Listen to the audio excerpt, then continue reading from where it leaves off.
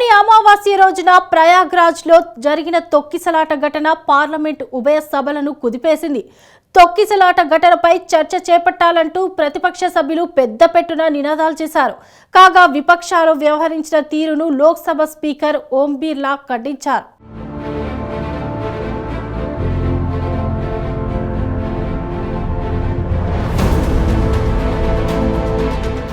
మహాకుంభమేళాలో ఇటీవల జరిగిన తొక్కిసలాట ఘటన పార్లమెంట్ సమావేశాలను కుదిపేసింది. మౌని అమావాస్య రోజున ప్రయాగ్రాజ్లో జరిగిన తొక్కిసలాటలో 30 మంది చనిపోయిన సంగతి తెలిసిందే.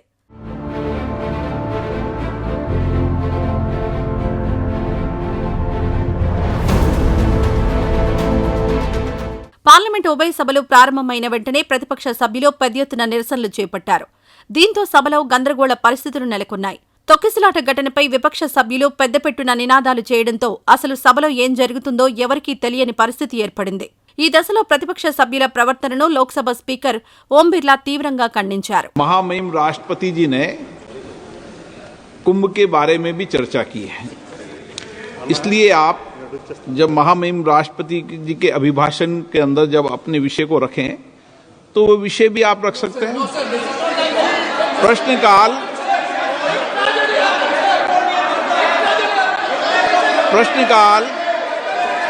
प्रश्नकाल सबसे महत्वपूर्ण समय होता है, मान्य सदस्यों का समय होता है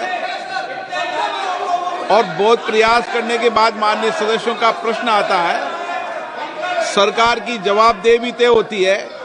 इस महत्वपूर्ण विषय पर कई बार चर्चा हो चुकी है और मैं आपसे कई बार आग्रह कर चुका हूं, मान्य सदस्यगण कम से कम एक व्यवस्था बना लें,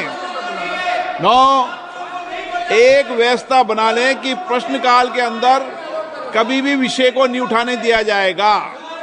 जब मैं आपका स्थगन को अलाउ नहीं करूं तब विषय उठाया करो. कभी हम संसद की व्यवस्थाओं को तो बनाएं ना, चर्चा नहीं करना चाहते. ఎంత చెప్పినా వినకపోవడంతో ఒక దశలో విపక్ష సభ్యులపై స్పీకర్ ఓం బిర్లా ఆగ్రహం వ్యక్తం చేశారు. పన్ను చెల్లింపుదారుల సొమ్మును వృధా చేయవద్దని విపక్ష సభ్యులకు లోక్సభ స్పీకర్ ఓం బిర్లా హితవు పలికారు. మీరు టేబుల్స్ విరగొట్టడానికి ప్రజలు మమ్మల్ని గెలిపించలేదని ప్రతిపక్ష సభ్యులనుద్దేశించి స్పీకర్ ఓం బిర్లా అన్నారు. అంతేకాదు బల్లలు విరగొట్టడమే మీ అంతిమ లక్ష్యమైతే ఇంకా గట్టిగా చర్చండి అంటూ విపక్షాలకు స్పీకర్ ఓం బిర్లా చురకలు వేశారు. ప్రతిపక్ష సభ్యులు సభలో మర్యాదపూర్వకంగా ప్రవర్తించాలన్నారు. తొక్కిసలాట ఘటనను ప్రశ్నోత్తరాల సమయం తర్వాత ప్రస్తావించాలన్నారు.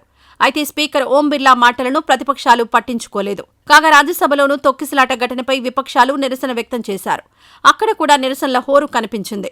ఒక దశలో రాజ్యసభ కంట్రోల్ తప్పుతుందా అనిపించింది. నినాదాలు చేస్తున్న విపక్ష సభ్యులను శాంతింపజేయడానికి చైర్ చేసిన ప్రయత్నాలు ఫలించలేదు. తొక్కిసలాట ఘటనపై ప్రతిపక్ష సభ్యులు చేసిన నినాదాలతో రాజ్యసభ హోరెత్తింది. దీంతో ఒక దశలో ప్రతిపక్షాలు సభ నుంచి వాకౌట్ చేశాయి. మొత్తానికి మౌని అమావాస్య రోజున ప్రయాగ్రాజ్లో జరిగిన తొక్కిసలాట ఘటన పార్లమెంట్ ఉభయ సభలను హోరెత్తించింది. కాగా జనవరి 31న పార్లమెంట్ బడ్జెట్ సమావేశాలు ప్రారంభమయ్యాయి. జనవరి 31న ఎకనామిక్ సర్వేను సభలో ప్రవేశపెట్టారు కేంద్ర ఆర్థిక శాఖ మంత్రి నిర్మలా సీతారామన్. ఆ తర్వాత ఫిబ్రవరి 1న కేంద్ర బడ్జెట్ను సభలో ప్రవేశపెట్టారు. కాగా ప్రస్తుత పార్లమెంట్ బడ్జెట్ సమావేశాలు 2 విడతలుగా జరుగుతాయి. ఫిబ్రవరి 13తో తొలి విడత సమావేశాలు పూర్తవుతాయి. కాగా మార్చి 10వ తేదీ నుంచి ఏప్రిల్ 4వ తేదీ వరకు 2వ విడత సమావేశాలు జరుగుతాయి.